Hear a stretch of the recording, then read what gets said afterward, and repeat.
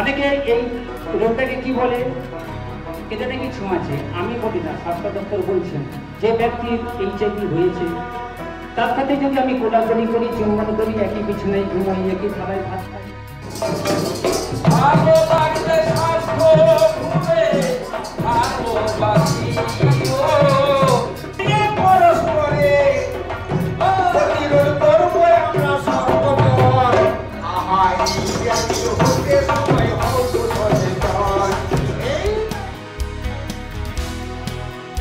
পরে তারা শুরু করেছে, কিন্তু এখন সেখানে 3টে বিশ্ববিদ্যালয়ে এইরকম বলেও এসেছে